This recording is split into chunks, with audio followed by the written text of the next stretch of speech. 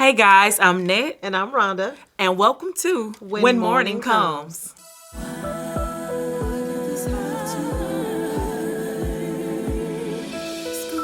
cry, yell, why did it have to happen? It hurt so bad. You thought the pain would never end. We've come to share some hope and help you realize the sun will rise again. That's when morning comes.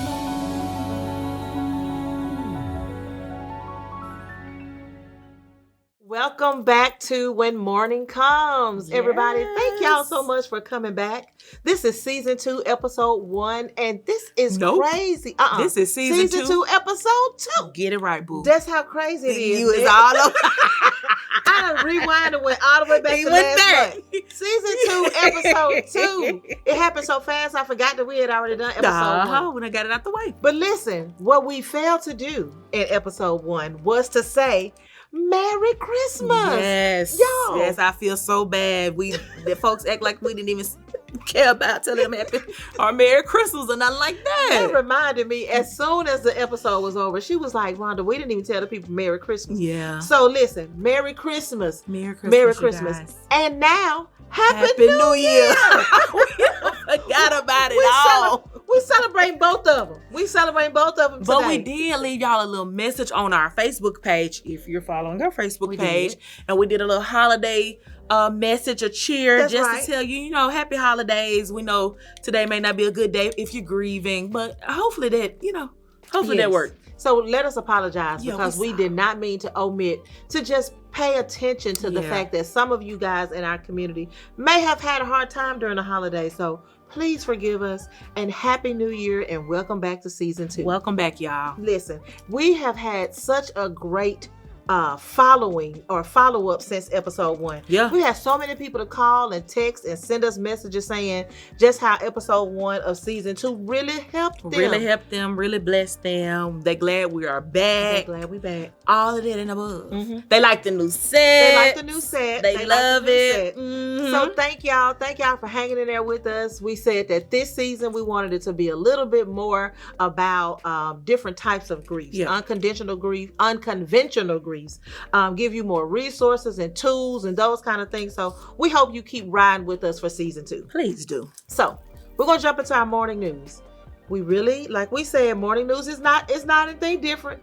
It's still the same. You guys have been so sweet in the comments. You guys have been so nice in what you've been saying in your responses. So we're just going to keep it riding just like that, because even though we are mental health professionals and we are in the mental health field, when we do this and when we come here with our community, we are here as other riders on this grief journey. So some things we say may not be clinical. It may not be, what you may find in your textbook. It may not resonate with you. But this is our journey, and we're hoping that it resonates with somebody so that they too can feel as if they are not alone. Yeah. So that's a little bit of your morning news.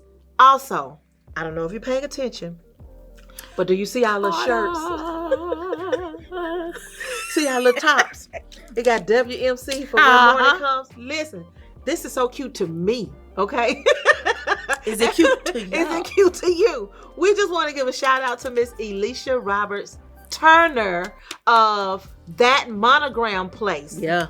We reached out to her real quick and said, we love what you're doing. Can you create this? She created it, and it was beyond our expectations, okay? Embroidered. So if you need some embroidered things, some things really She also cute. has a boutique. She has a boutique. With a lot of fancy little earrings and stuff. Nice little shirts. Yep. Real nice little outfits. Check out Elisha Roberts Turner. That Monogram Place. I think, That Monogram Place is the name of her business. Check her out, okay? Tell her we sent her. Tell her we sent you. How about that? Okay. Well, that's all of our morning news. Wait a minute. One thing, Rhonda, that we didn't just mention. Thank y'all for supporting us on the Trend Show, on My Friend Trend. Thank y'all, your friend Trend. Thank y'all so much. We got a lot of new followers. Yes, we did. And new sponsors, new subscribers because they saw us on Trend Show. So thank you, Trend, for having us, and thank y'all for watching us. Go and check out the episode and more episodes on Your Friend Trend on YouTube. We have the episode on there, of course, talking about When Mourning Comes. No, you didn't sing it. Did you hear me? Was it the right key? You did it. That was the right key. You did it. Thank you, Trinity. We forgot to mention that last episode, but once again, thank you, Trinity, Brandon, and the entire Your Friend Trend podcast crew. So, one other thing we want to remind you guys: this season, our date has dropped. Our date has changed. So we are being. I'm not gonna say it because the last time you said Net, stop saying it, you're getting it wrong. You said that's why I made sure I wrote it down in red. Let me see if you got it right. Episode drops the last Monday of every month at 8 p.m. Okay, I got it right this time. You got it right. Last Monday of the month, 8 p.m. It's a little different from last season, so just be looking out for us the last Monday of the month. Okay, so that's all for our morning news. So Ned, I'm gonna jump into this real quick, okay? Because I feel like we got so much to talk about. You sat back. Look at me. Lean over. After we filmed episode 1, and for those who did not get a chance to see episode 1, we talked about I was surprisingly shockingly exited from my former place of employment. Okay, and how we talked about that was just another grief for us. And so that episode was entitled "Here We Mourn Again," because we were right back on this morning roller coaster, back all over again, Ned, and grieving. Well, some people may look and say, well, why are you grieving that? It was a job, it was a place of employment, but it was not just another grief. But I recognized afterwards when we were talking that it was a different form of grief. Right. Okay. Right. So some people always consider grief to be that somebody died. Yeah. You know what I'm saying? That you lost someone or whatever. But you can have what we said we were going to do on season 2 and talk about unconventional grief. Yep, absolutely. So with that, I recognized that it was another form of grief because this was a place that still had an address. The people that I worked with, they were still there. They're still breathing. They're still walking around. You could still show up and go to this place. It wasn't gone. It wasn't gone. I could still visit if I desired. Yep. So it wasn't, there were still answers that I didn't have. So there was no real closure. Yeah. It was different. It was a different form of grief. And what we recognized that you can have it still in your presence, but still mourn. Mourning at the same time. So this episode, we decided that we would talk about to have and to mourn. When you have something and it's still present, but you're mourning it. And what we recognize is that form of grief is called ambiguous grief, right? Ambiguous loss. Ambiguous loss. And so as we talk about ambiguous loss, there are so many ways that you can experience ambiguous loss. So you can experience ambiguous loss like in parental or family estrangement. So you have your mom or your dad or your sister or your brother or whatever. They're still alive. They still live across town, but your relationship is different. And so you're grieving that relationship and that connectivity with that person. Friendships. We talked a little bit about after how Mama passed away. We talked a lot of it. Not a little bit. Don't say that. Yeah. We've talked a lot of it about how after Mom died, we did lose some friends. And so these friends are still here. They still live in the area. Some of them live out of town or whatever, but the connectivity is not the same. So we're grieving them even though they're still here. Some other ones, listen. Now, I wasn't sure if I was going to give this one as an example, but I'm going to go give it because it does make sense. The literature says that affairs is a type of ambiguous loss and ambiguous grief. Now, I'm just trying to tell you what the literature says. What they say about the literature, not Rhonda. And not Ned. Don't go out here talking about something. When Mourning Comes told me I could sit up here in front of my spouse and cry to my spouse about my boo. My side boo. Don't start that. Girl, I almost choked. No, we ain't telling y'all that. Look, we ain't said that. Read what the literature says. The literature coins that an affair can be a type of ambiguous loss because even though we know that it's not right, it happened. It does. You had an affair. There was another relationship that you were in outside of your marriage, and then when it ends, you're grieving that relationship. Listen, you hurt. You hurt and about they it. thinking you hurt by something else, and you hurt because your boo. So the literature says it. Yeah. I didn't, but literature says that is a form of ambiguous grief. We're not talking about that today, though. We're not. We sure I'm not. just giving examples. Let's get past it right now. Different ambiguous losses. This is not a Tyler Perry show. Hush. Adoption. Don't do that. Adoption and the adoption process, all of those things, all of those are forms of ambiguous grief. And then another one that I often thought about was like when you have you're in the caregiver role for a parent or someone that you love that may be experiencing like dementia or Alzheimer's or any other type of chronic illness, mental illness, who mom, dad, or whoever used to be. Yes. And, addiction, because prior to the addiction, this person was somebody, and then after the addiction, and after they became addicted to whatever the substance, they're a totally different person, and they're not the person. And that's a struggle. That's a struggle to, like you said, the person is still breathing, living, they're still here. You still see the physical, but mentally, that person is no longer going back to the dementia, going back to the addiction. Like, how do you continue to be to that person who you used to, who they used to. I get it. Yeah. Okay. So today's topic, that's what we're going to talk about. Okay. Ambiguous grief. So I think there was something that when we were talking about this topic that resonated with you. It did. So I wanted to read something. I'm going to use my cue cards to read it, to kind of talk about ambiguous loss and grief. Stop laughing. You keep singing. Go ahead, though. So we read it on Psychology today. And it says, ambiguous loss is a feeling of loss when the person is physically alive, but the relationship is absent. And it's a type of loss that often goes unrecognized in our culture, making it especially painful and isolating. For one, a parent who abandoned you, or an estrangement with someone who's alive but unavailable. Creates this kind of grief that doesn't fit neatly into our cultural rituals around loss and grief. They also said, this isn't like a death where rituals, casseroles, Coke, sympathy cards, chicken, churches, all of that, and memorial services mark the loss and allow you to acknowledge that you've lost it. And perhaps even more importantly, these rituals create space where the survivor is allowed, even expected, to feel sad for a while, to grieve, to mourn, and to be seen in their mourning. Instead, it's not that. Instead, with someone who is technically still alive, there is no clear line between they're here and they're gone. Instead, survivors are left in a gray area of uncertainty, carrying a form of grief that, while just as if not even more painful, because the person is here, but we don't have that connection. That's right. Has no formal outlet or recognition. This freezes the grief process. That resonated with me when you said that. Yes, to making it difficult to move forward or to find any peace with it.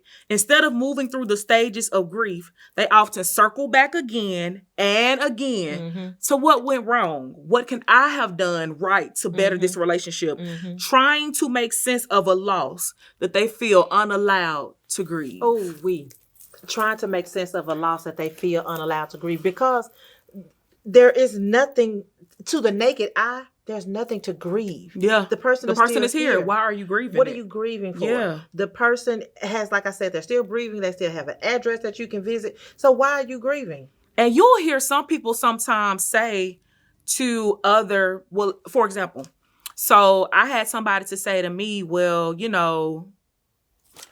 let's say this. Okay. Someone passes, and then you hear somebody else talk about their relationship that they don't have with their mom. Or let's say your mom passed. And you'll say, well, at least your mom is still here. Now, while they do still have their mom, that does not necessarily mean that they had the relationship. That's right. With the fellowship. That's it. And let's say that. That's it. So while we were reading, we also came up on something else. You can have relationship with people.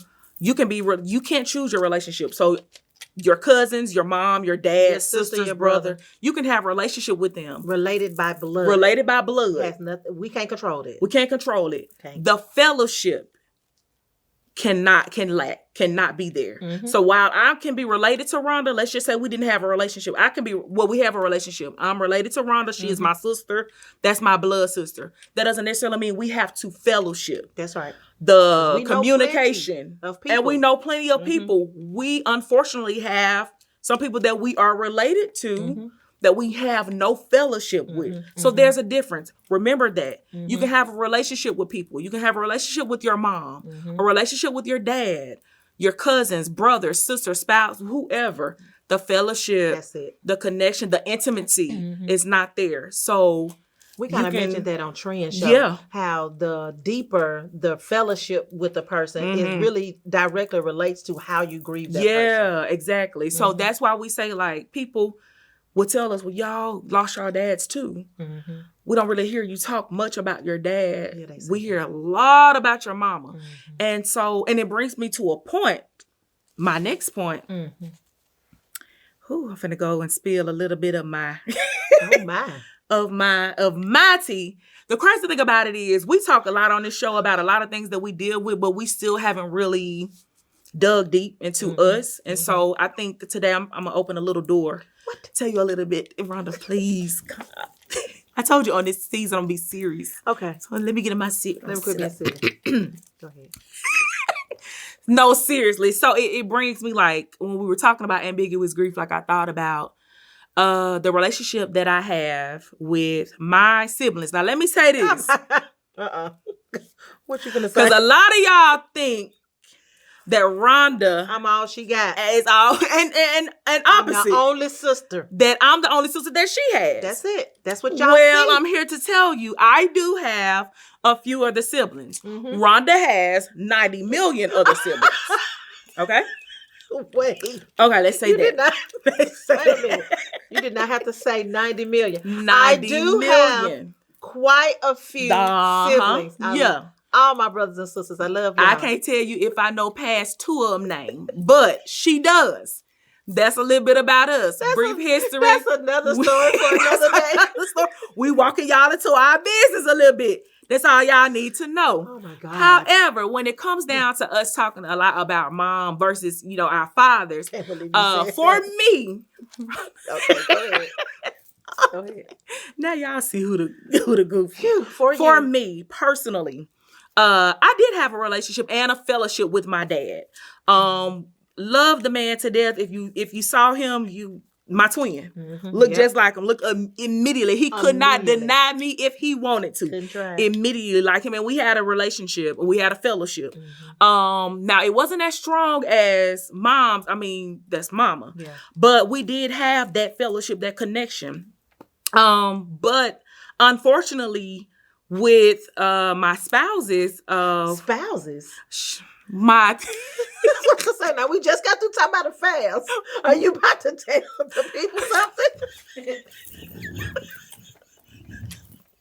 Not just spouses. My siblings. Okay. Y'all, please. Like, Rhonda would not let me be great. My siblings. I might got 2-3 husbands. You don't know. Phew. Okay, come back. Your siblings. I was about to say. Did I miss something? My siblings. This ain't even. Okay, go ahead. I have a sibling, a brother that the fellowship is there. Like, that is my boy. He's probably watching it right now. Shout out to him. Not gonna say his name.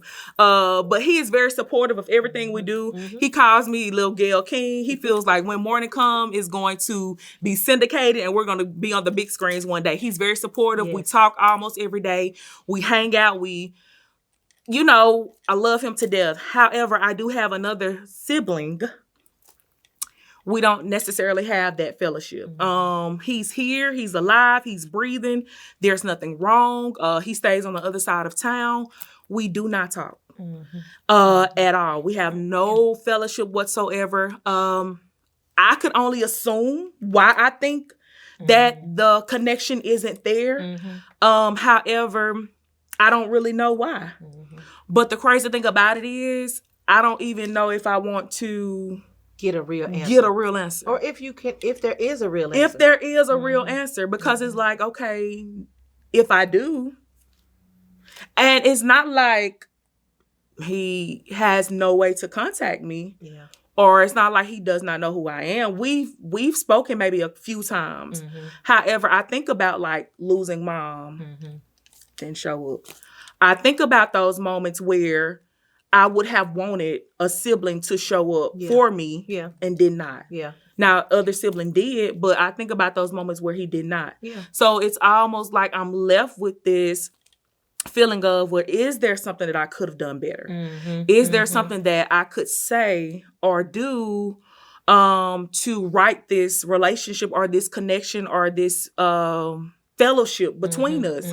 I don't know. It's pretty much like the word says, it's ambiguous. There's that ambiguity exactly of not knowing. So because I don't know, I've just let it go. I've just left it alone. And I stopped feeling guilty. I stopped feeling bad. And like, I know that my dad will probably want the relationship, the connection to be better. But I've kind of settled in my mind, and maybe this is not the right way to do it, but I've kind of settled in my mind as I did nothing wrong. Yeah. I didn't do anything. As far as I know, we've never had like any type of reason to disconnect beef. Exactly.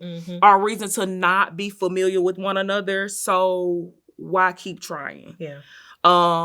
And I've just learned to love on who's loving on me. And that's why I say I think that's why I draw closer to the sibling that I do have, that I do fellowship with. He, every Christmas, he takes the place of dad. Like, he still shows up and bring a gift. And I'm like, that's amazing to me. Like, that's beautiful. Like, why can't the other sibling do that? But again, I have no questions. And it's so crazy because a lot of people know that sibling. A lot of people know. And they don't necessarily connect us with each other. But like, once they find out, they be like, that's what? That's wow. Oh, now we get it. Why he don't talk to you? I don't know. Now I have, he will, like, every now and then, we're not friends on social media. But I will see him every now and then. If I've made a comment on somebody's post that he may be friends with, he'll like it. I'm like, I didn't know that. He'll like it or laugh at it. But he won't say anything to me. So what kind of effect has it had on you as we talk about ambiguous grief and grieving, that, you know, going through that grief process? Have you noticed that you've ever experienced a grief process with him? No, I think with me, and I'm going through therapy with this, a lot of things that hurt me, majority of the things, instead of kind of like sitting on it and like dwelling on it and talking through it, I isolate myself from it. I separate myself from it. So if I separate myself from it, it won't hurt me. Okay. If I pull away from it, I can't get hurt by it. If I put it out of my mind, it can't hurt me. So out of sight, out of mind. And I don't think about it until somebody bring up the fact that, I know your brother. Oh, you do? Oh, okay. Move on to the next subject. Like, don't even dwell on it. Because if we start talking about, yes, that is my brother, yada, yada, yada. Then you might start talking.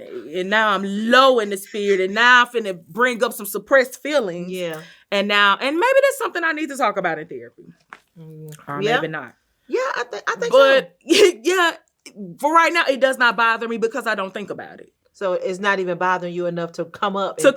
Exactly. Because it's not at the forefront of my mind because I pushed it so far down so I won't have to think about it. Because it has affected me. It has hurt me. So it has hurt you. It has, but I've suppressed it so far down to where I don't think about it or try not to. So what hurt about it? Because when we talk about grief and the pain that we feel as we experiencing grief, earlier we said the deeper or the closer the fellowship is, then the harder, or, the deeper the grief is. So what hurt about it? I think it's the fact that I don't like rejection. I don't like rejection. I don't care if it's from a job. I don't care if it's from whatever. If I feel rejected and that you don't want to have any type of fellowship with me, it's going to make me question me. Kind of like we talked about in the last episode. So how grief brings up so many other things. Why am I not good enough for you to claim as your sister? However, I see you claiming the others. Okay. Okay. What about me that, are you ashamed? Or what's what's going on? It's just so many questions. Mm-hmm. I don't know what I've done to make you not want to have that fellowship with me. Mm-hmm. Or was it something that I've done? I don't know. Yeah. So I think I feel rejected. Mm-hmm. And when I feel rejected, I pull away and I push away. So that's why I say it hurt in the beginning. So I don't know. Like I say, I don't know if it's something that needs to be discussed on therapy, but I do know that is my form of, that loss, that where I can easily go and knock on the door or easily pick up the phone and call. And I bet you people probably asking, well, Nit, you could have. you could have picked up the phone. Dial. You can dial or you can check in. I could, maybe so, but hey, we both can. But I know with bringing up my dad and talk about my relationship with my dad. It made me think of me. Because I saw your face when I said my dad and my relationship with my dad and how a lot of people hear us talking about mama a lot, but they never really hear us talking about our fathers. And so sometimes that make people wonder, like, well, why don't they bring them up? And I know, like I said, I had that fellowship with my father before you. It was different. And something you said a few minutes ago, you said something like, you had just said something like, you don't like rejection and you don't like feeling like, did I do something to you? Or why don't you want to be in my life as my sibling? I experienced that same thing with my dad.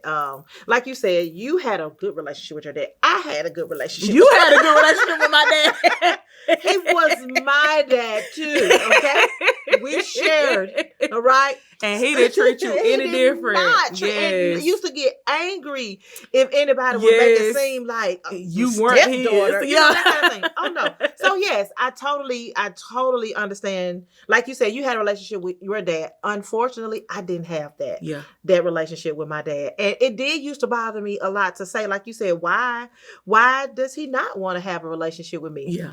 Why does he not want me to have that father-daughter relationship? Our mom and my dad's, their fellowship ended when I was like 2 years old. Lord.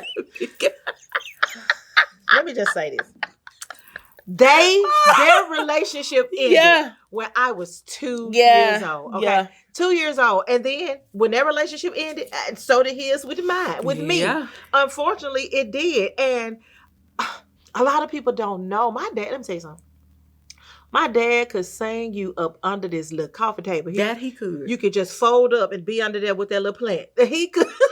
That man. He's a little hummingbird. Oh, that man could sing. And so a lot of people knew of him from him being in, different groups and singing around the city or whatever. He was a singer. Yeah. And so I would in times be in the same spaces with him or see him out and about in different, concerts or whatever the case may be. And it would just be like I was a regular person. And I never could understand why our fellowship wasn't like that. Girl, listen, I remember one particular situation. We were looking for concerts to go to, and we ended up finding a concert, a local concert, and walked in. He on the mic. He's singing down, sounded good. And I'm saying, goodness, that's my dad. Yeah. Got through singing. And when he finished singing, he walked right on out that door. Didn't say. And we were standing right there behind. We were standing there by the door. Right. So you had no choice but to pass us to see us. And he actually looked up.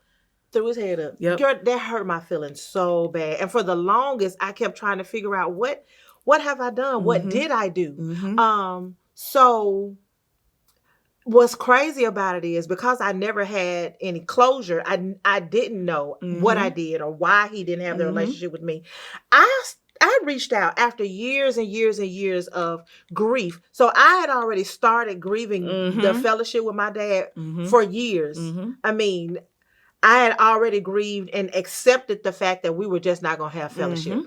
I didn't know why. I didn't know what I could do to make it different, but I just accepted it. I'm just not going to have fellowship with him. I could be sitting on the front porch of Mama's house, and I would see him drive by. Yep. And he had a very distinctive car, so I knew it was his. You knew it was his. Blow that horn and wave and keep going. And I just never did understand why.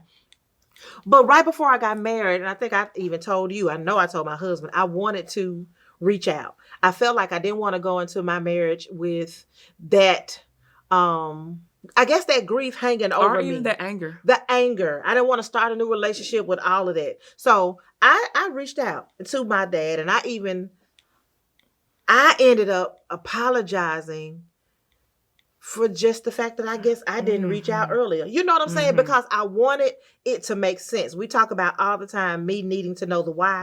And with these ambiguous losses and ambiguous grief, sometimes you will never know the why. You'll never know the why. And sometimes you can get a why and it doesn't necessarily make sense to you. It doesn't. Yeah. And so because I just needed something, I just said, you know what? I'm going to go ahead and apologize for the relationship that we never had.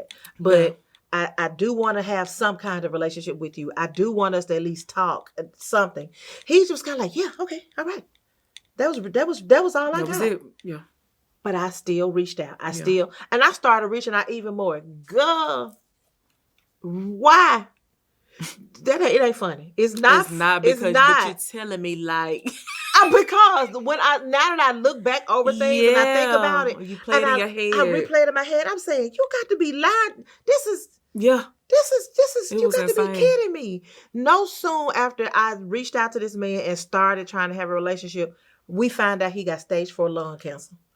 I said, you lied to me to the point to where even before I got engaged, I used to say, well, if I ever get married, my mama's going to be the one to walk me down the aisle, not my dad. You know, I don't have a relationship with him. But I think you attempted with reaching out to him, like it was still in the back of your head. Well, maybe there's a chance. So I reached out to the point where I was like, you know what? If we're reconciling, maybe he can come to the wedding. He might not walk me all the way down the aisle. Yeah. Maybe, something, because at the end of the day, that's still my dad. Yep. And I've always wanted to be his little girl, even though I didn't know why I couldn't be. Yeah. I did. Then the man got sick. I said, you lying. So the grief that I had of the relationship was proven at one of these. There was a what do you call them?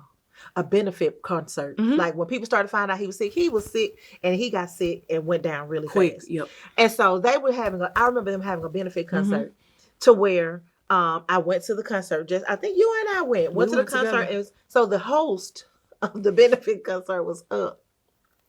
And he was, we want to thank everybody for coming out to the concert. We want to thank it. Well, look here.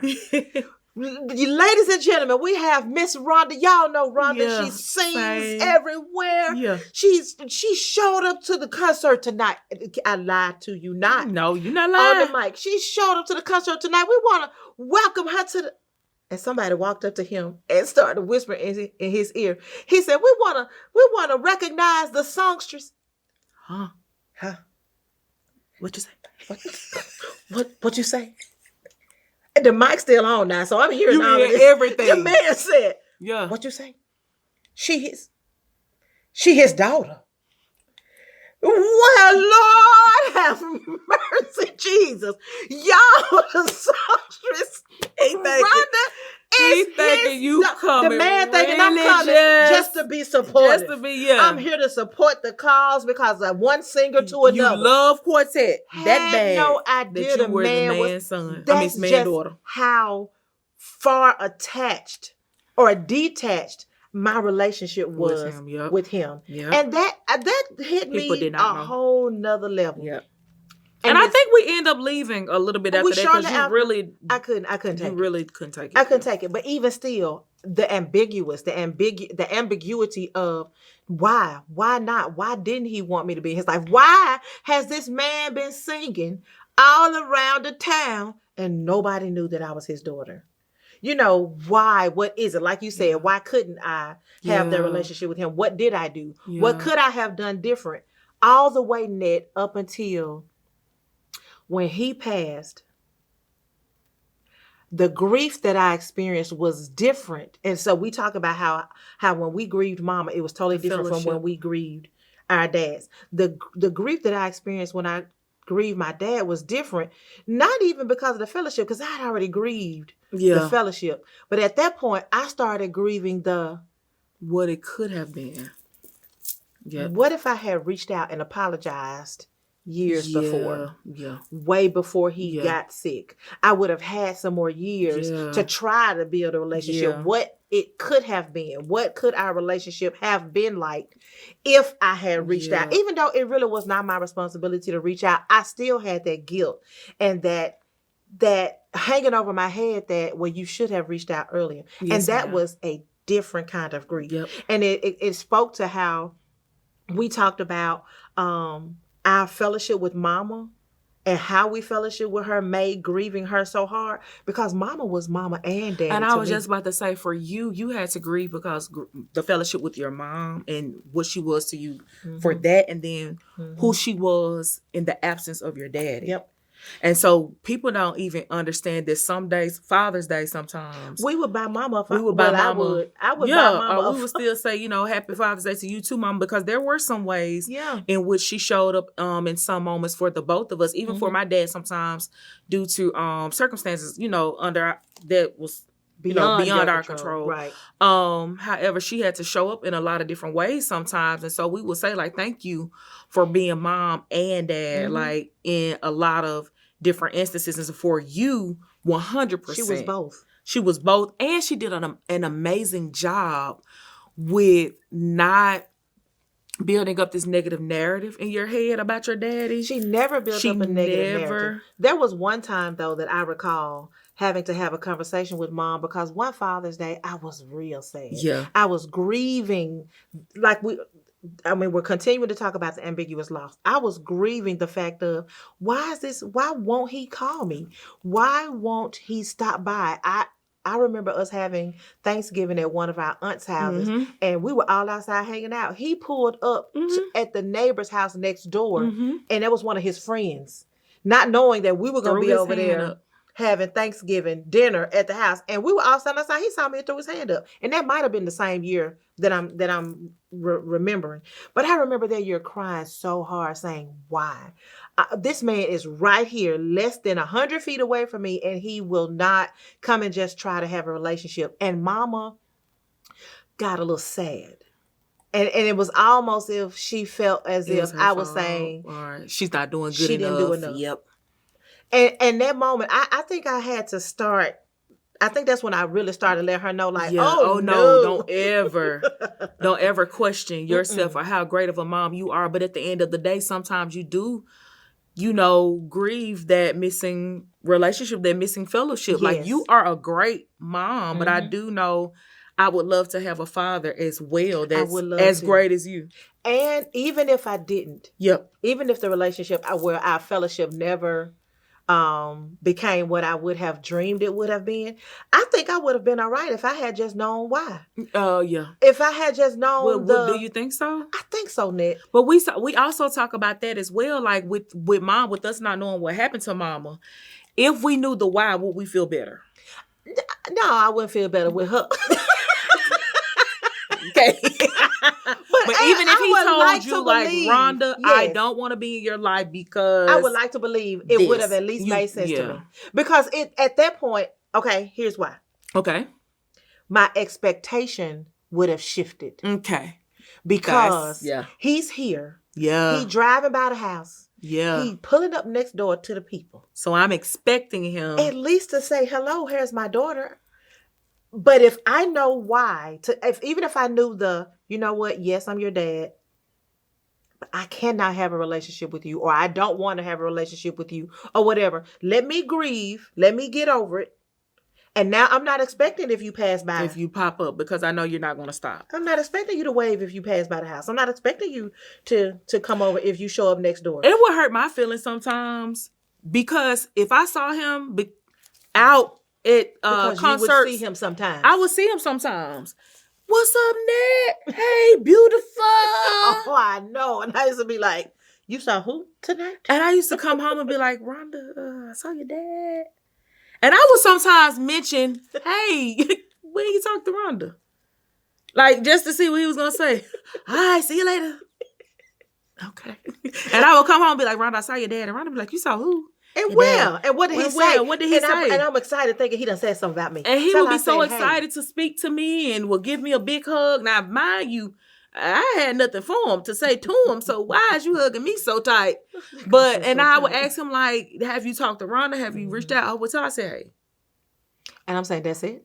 And crazy thing is, I would be with my dad sometimes when we would see him. So my dad would look at me like, Nick, just... your dad will be over there hot. Yeah, just let it be before I say something. Before I say something to him, I'll be like, "How you angry?" And he not like he is not. He don't feel any kind of way. And that's why I feel like I think if I had known the why, my expectation would have changed. I wouldn't be expecting him to have a relationship with me because he's already told me. Yeah, like I'm not. This is what it is. And then I don't have to look for it. And then I don't. And going back to your definition of what you read about ambiguous loss, when you have a death and there is a clear-cut end. Because the person has died, they're no longer here, I cannot talk to them. And I have the opportunity to now be expected to grieve. Yes. I have the space to grieve. The ceremonies. I have the ceremony. I have the flowers and the chicken. Yeah. And the cakes being brought. Okay. I have, people are looking at me saying, now is the time to grieve. You're supposed to be grieving right now. If he had given me a why, I feel like that would have given me my time to grieve. I would have a space to grieve. The relationship with your father just died when he said, I don't want to have a relationship with. You know what I'm saying? And so that's why, to me, I feel like I probably would have been okay with a why, because I would have been given permission. I would have been given permission to grieve. Yeah. And to say, you know what? I get it now. I can closure. I can move on. But when it's constant, you at the mic, you singing, and now next week you told my sister, I said, hey, and then you drove by the house. There was no closure. There was no opportunity to grieve. And then when he did die, it was the should have, could have. Rhonda, well, you could have started this earlier. Even though when I did reach out, I didn't get the response I wanted from him. It was something. And they call that what, estranged parental. Yeah, that parental estrangement. Yeah, that's one of the things that we talked about earlier as an example of ambiguous loss. So let me ask you this before you go forward. Okay, because I was going to go somewhere. As a person, and I kind of want to hear your thoughts too, because I know it's going to be good. You make that little face that you always make when you look in the sky, and your thought finna be good. But let me ask you this: as a person that has experienced that estrangement with a parent, what is something that you would probably tell somebody else that's currently dealing with it? Well, see, that was finna. That's where I was finna go. We is in sync. I was finna go to the point to where I said, had I had a why, I probably would have had the opportunity to grieve. But because I didn't, I would have wanted somebody to help me through that. Okay. I would have wanted somebody to say, Rhonda, this is a different kind of grief. Yeah. There's the grieving process. You're still going to go through it, and you might go through it 1,000 times, and you might hit the same thing over and over again. You're going to get angry. Some things are going to trigger you like Father's Day. Some things are going to trigger me like one of my siblings got married and he walked her down the aisle. Okay? Those kinds of things, right? Yeah. All of those things are triggering, and it still does not give me a why. I would have wanted somebody to do this activity with me. I got an activity. Okay? Love an activity. Let me tell you something. I love an activity. Which is why I'm just so grateful for this podcast. Because the resources that are available right now were not available back then when we needed you to deal with this with your father. We recognized that we wanted to create this space to be for others what we needed. And what we still need. What we still need. I didn't know I needed this. I knew I was hurting and I knew I was grieving. And it was bad. But did we recognize it as grief? No. Nope. I didn't recognize it as grief. Back then, I was recognizing it as... I just know he's not in my life. anger. Yep. I recognized it as resentment. Yep. I recognized it as feeling rejected. I recognized it, and sometimes as jealousy. Yep. I had other siblings, and they had a relationship with him, and why don't I? Yep. I also recognized it, which is why I wanted to try to make amends with my dad before I got married. I recognized it in the fact of this is going to follow me into my marriage, Mm-hmm. and it's going to be a major effect on the relationship that I have with my husband because of how I feel he was as a father. Mm-hmm. You know what I'm saying? How my dad was as a father. That's Yeah. going to carry over into my marriage, and I don't want that. I want to heal that. So yes, I recognized it as all of those things, but no, I didn't recognize it as grief. Other people in me recognized it as I was held to a different standard. For example, I used to have somebody say, now you a Christian. You should be reaching out to him. You should be thinking like that about your dad. And be the bigger person. Yes. And so now I'm being held accountable. But why should that be all on you? That was my point. I was held accountable for what I didn't do. Mm-hmm.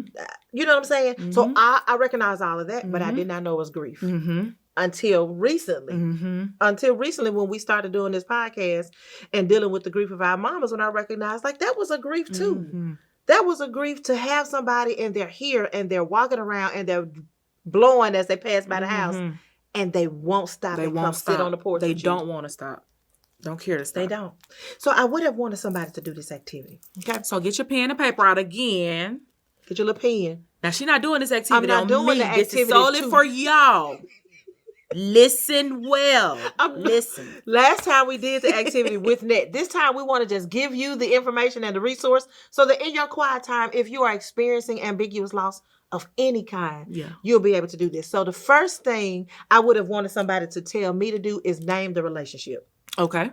Name the fellowship. So I would have needed somebody to tell me to write down who the person is and what's their connection with me. So for example, my mom and she has dementia, or my father who is alive but is not in my life. Okay. I would have wanted somebody to tell me to write that down. My best friend of 20 years, we no longer speak to each other.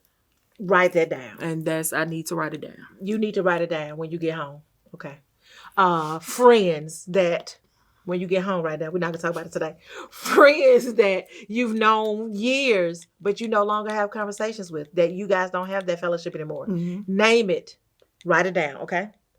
Then, after you name it and after you get it down, you want to do what they call the 2 truths framework. Okay. You want to look at that and you want to explain that ambiguous grief can hold 2 truths at the same time. Okay. So the first truth it can hold is with one with dementia. Let's say, what would be 2 truths with that? So you want to complete this prompt. Okay.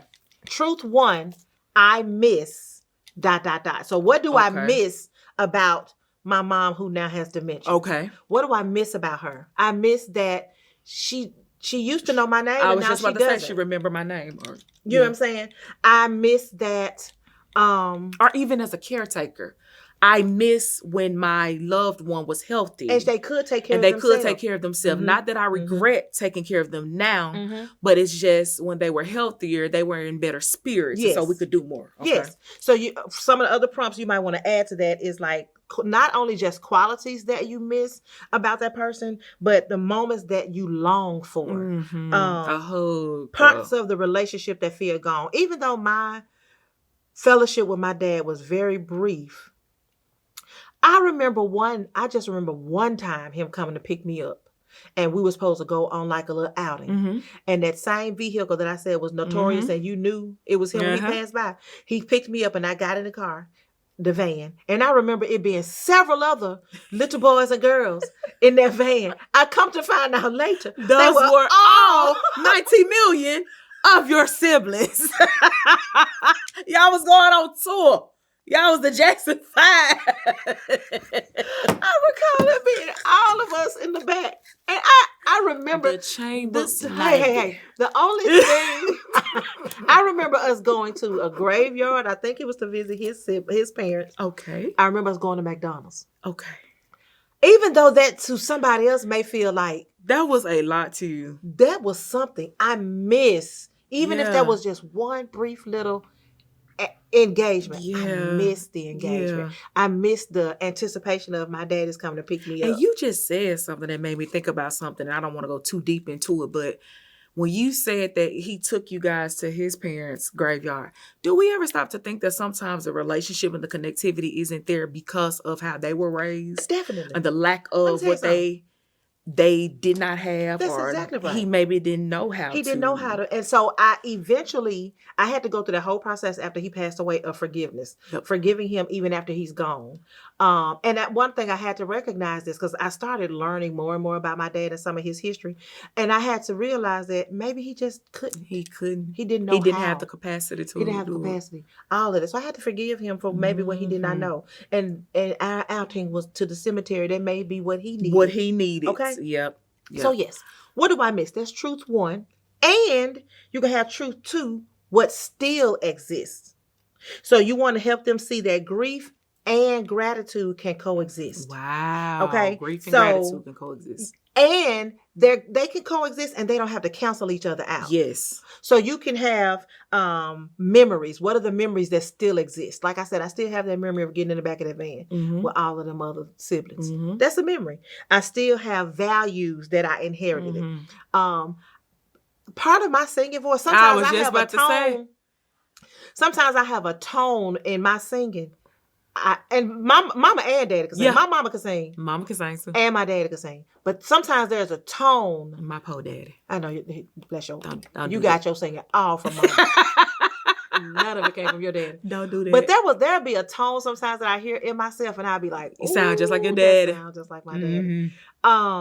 So some things that I inherited. I had a lady that used to work with my dad a lot in the music genre, and would come to me and say, the way you have a passion for music and how you can hear parts and teach music, your daddy was just like that when I used to sit under him as a musician. And I never sat under him as a musician. I never watched him in his element. But according to this lady, you act just like your daddy when it comes to music. So I inherited that, so those are the things that still exist. Okay. Then the next to the last thing that we would ask of you to notate is the unspoken need. These last two just kind of got me. Kind of sat with you. What I wish I could receive from them now. Oh, Lord have mercy. I ain't going to go too deep into it because I'm not finna fall under this little table. But what do I need? Even if I needed closure. I needed recognition. I needed to not feel rejected. I needed to feel loved. I needed to feel seen. I needed a father. I needed to feel safe. Yeah, that's the biggest one. I needed to feel safe. Most daddy's girls, they feel safe with their father. Yeah. I needed to feel safe. I needed that. And that's even with your parents, period. Yes. With our parents, we want to feel safe. Those are the people you are supposed to feel safe with. And when we have a relationship that's estranged. And you don't get it. It's almost like, am I good enough for anything, anybody? If my mom or my daddy don't even want me. So then the last one is not just what you wish you could receive from them now. This one really catapulted me into, okay, I needed to go through that then. I mean, it's never too late to go through it now, but I really needed it then. Because this last step kind of catapults you into an empowerment. And the last step says, what can I give myself that they didn't give? That I can't get from them. And I was just about to ask you, and that's crazy. I was going to ask you, so how has it impacted life now? How, and not in a negative way. No. I don't want to always spin that sometimes those estranged relationships cause us to react in a negative way, in a positive way. How has this impacted you? What I can give myself grace enough to accept the fact that even though I didn't reach out for years, when I reached out, it was when I was supposed to. I was just about to say, that was the perfect time. You did what you were supposed to do. Man, listen, my dad passed and I was holding his hand in the room with him. We didn't have a fellowship my whole life. Well, you were the last person. I was holding that man's hand. And I remember the little monitor thing. It was just beeping down. The numbers were decreasing. I remember asking the nurse, like, the numbers are going down. What does that mean? And she looked at me and said, that means he's dying. And he kept, I'm not gonna cry. He was doing this humming. And I said, man, is you trying to sing? You used to say we were gonna do a duet. Is this our duet? You know what I'm saying? I'm still trying to create this memory. This moment. And so I can give myself grace enough to accept, no, you don't have to feel guilty that you waited to the last minute. Or, you don't have to feel like it was the last minute. It was the perfect time. Because what if that moment was the moment that God wanted for you? Mm-mm. And it's like, what if y'all had that fellowship the majority of your life? I probably wouldn't have had that moment. You wouldn't have had that moment. You're right. It would have been different. Somebody else probably would have been there to hold his hand. Let me go clear my throat, because what we not finna do is sit here and weep. I can't do that. I'm gonna have to cut these cameras off. We're gonna have to process that at home, okay? No, man. But yeah, I mean, you're right. But that's the truth. Like, just sitting here, just thinking about that, like, it probably would have been totally different. Yep. And so that was what you needed, and that was what he needed right then. So, yeah. What can I give myself that I cannot or did not receive from them? So that was the last prompt that I want you guys to write, okay? And after you finish that activity, it takes you to a place to where you can, kind of like what we talked about at the last episode, of how you shift your perspective and change your story, change how you tell your story to the world, but also how you tell your story to yourself. I don't have to now tell that story of having ambiguous loss from a moment or from a place of, I didn't get this. And another thing, and not to cut you off, even with you talking about this story today, you didn't tell it from a, let me bash him narrative. Oh, no. You didn't even talk, but had you talked about it years when I was hurt, years when you were hurt, it would have came out totally different. But now that you've been able to resonate, sit with yourself with it, and heal through it, because I want to say heal from it, you are able to change your perspective, your lens, and you're speaking from it through a much positive lens. Yeah. So I commend you on that. Thank you, girl. Thank you so much. I have been doing my work. And I gained the ability to maybe see things from his eyes. Yep. I'll never know why.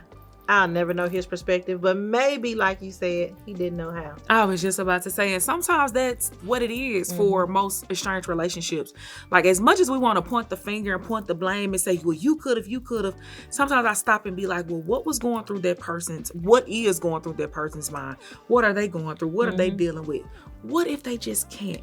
What if my brother don't know how to reach out? And what if he's sitting on the other side? Or what if he's sitting on the other side? Waiting on you to dial the number. Waiting on me to dial the number. We don't know. I don't know. Yeah. But it's a great thing and a fulfilling thing when we can see somebody else's side, so you won't hold that anger. At least for you, when you can see their point of view, it gives you a little peace. Because it's like, it's not all, it probably ain't all my fault. That's right. So yeah. So we want somebody else that's dealing with it today to kind of see it from a different view, a different lens. Yeah, that's what this entire season, that's what we have wanted it to be about this time.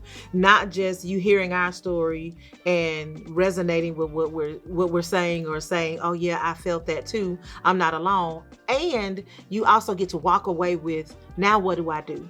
Over the past couple of weeks after the last episode, so many people came to us and were saying, thank you, because you're giving me an opportunity to learn what to do next, how I get through this, or how I process through it. And that's what we want to do. We want to equip you with things that when this show goes off, you got something that you can sit with and really help you through this process. So I hope you guys got something out of this little activity. And even if we are people that's never been through dealing with family members with dementia or memory loss or being a caretaker, I hope that you could also take this activity and hear us when we say, like, change your lens. We're not telling you to, diminish what you're or invalidate. Oh, I we're not telling you to do that, but we are telling you to look at it from a different lens and see it from a different way, to where you can feel a little more joy. You could see the positive in it versus all negative. Yep. And so we thank y'all for watching episode 2. For peeling off these layers. I was not intending on peeling no layers back. But she tried to peel a layer off tonight. And I didn't let her. I was being Gail Key. All right, Gail. Don't wrap this up. Yes, let's wrap it on up. Because at the end of the day, you can choose your fellowship, but you cannot choose your relationship. So work on that. Your fellowship, if you want your fellowship to be better with somebody you're in a relationship with, think about that today. Think about it. And you can be the bigger person and reach out and call. And if it's just not time for you or you don't feel like you need to right now, give yourself grace. Do this activity. Do the activity and see how it makes you feel afterwards. You can live in the both and. You can miss the fellowship and you can have gratitude for what you did have and move on gracefully despite closure or answers. Listen, if you are in need of a therapist, because through dealing with this and getting through it, we had to get a therapist. We needed guidance. Thank you. Thank you. So listen, utilize psychologytoday.com to find a counselor or therapist in your area. You can also always reach out to us. We'll do some little 15-minute consultations. It's not therapy. No. But we will help you find someone that's in your area that'll be a mental health professional for you. And as always, if you are experiencing a mental health crisis, always reach out to 988. Please. And let them know that they will be a help to you. Just a reminder about the next show and how often to expect it. I'm gonna let Rhonda say it because y'all know I jacks. The last Monday of every month at 8 p.m. As a reminder, last Monday of every month. Always follow us, like and subscribe. Let me tell y'all something. I made a post the other day about sharing. So Facebook has this thing where they've cut out the shares. You can't see who shared your post. But I see that there are several, and thank y'all so much. Thank you. Y'all push the podcast to so many people. The way that Facebook and Instagram and all that is set up now, like you really can't see your friends' stuff, but because y'all are pushing it, thank you. Like y'all pushing us out in front of people. Thank y'all. Thank y'all. Thank y'all. People are getting help. Thank you. Thank y'all. I can't thank y'all enough.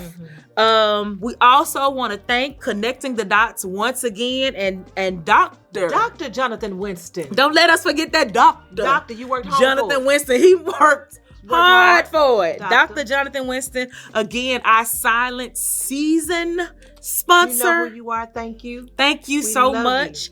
Our episode sponsor, Miss Kimiana Burke. You're going to kill me if I said your name wrong, and I hope I said it right. But thank you, sweetheart, for being the sponsor for this episode. Also, we just thank you for everybody that's continuing to donate, continuing to pour into us. We need you so much, just like y'all probably say y'all need us. So thank y'all. Thank you. We love y'all. Tune in next time to episode 3. Yes. But until then, bye.